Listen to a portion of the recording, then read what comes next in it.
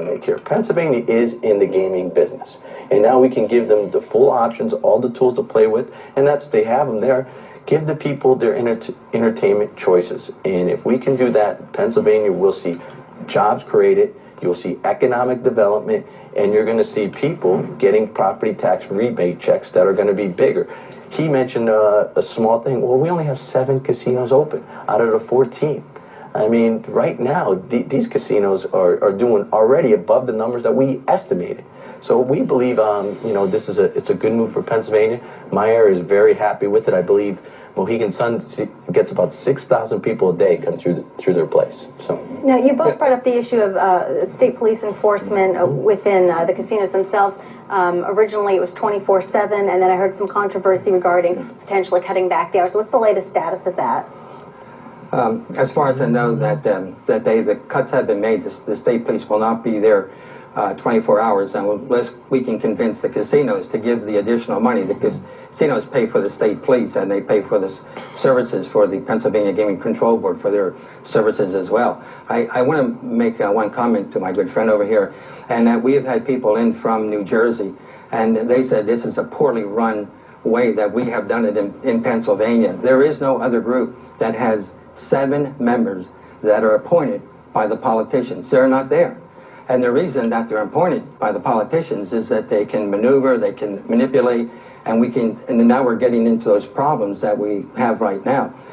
Social problems are real. You don't have to have the crime taking place inside the casino. You just have to read your newspapers about people who go back home and they steal from their employer, they steal time, they steal the money. We just had an issue where a person took $100,000, manipulated women out of $100,000 so he could feed his gaming addiction. So yes, maybe the state police can say there's very few criminals that are active within the casino itself, but a lot of those people, when they're broke, where they go back home, they'll even borrow and beg from their friends and from other people. It's very interesting in Atlantic City, the side growth that they've had there. Prior to the casinos, they had just a few places where you could go and trade in your rings and your valuables. Now they have 33.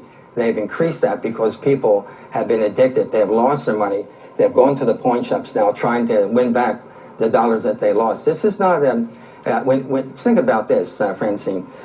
When casinos say that we have a $1,000 slot machine, put $1,000 in there, in the spin of 3 seconds, you can either win or lose $1,000. That's entertainment. That's gaming.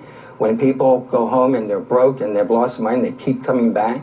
The $1.5 million for addiction, we haven't even started to provide the services yet.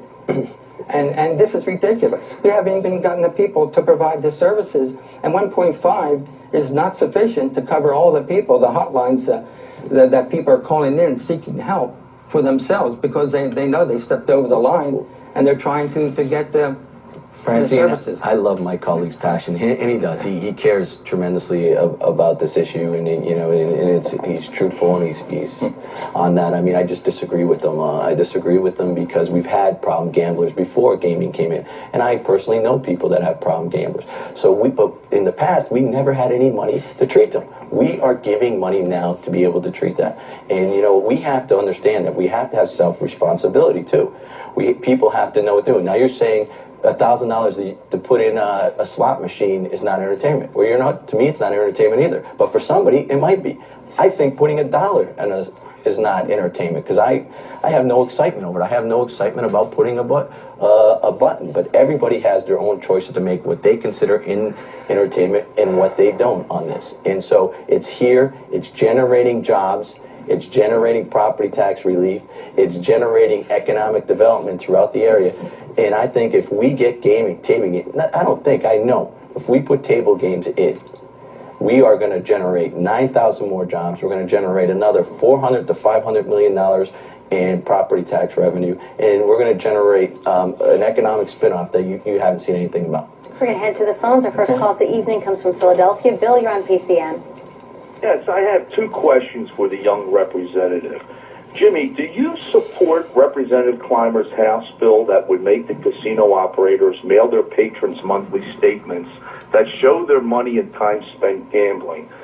This would enable the gamblers and their family members to spot a loved one's gambling problem before it gets out of hand. And my second question, Jimmy, the casino in your district, the Mohegan Sun, has been open for a year and a half now. Can you tell us how many times you put your money in their wonderful slot machines?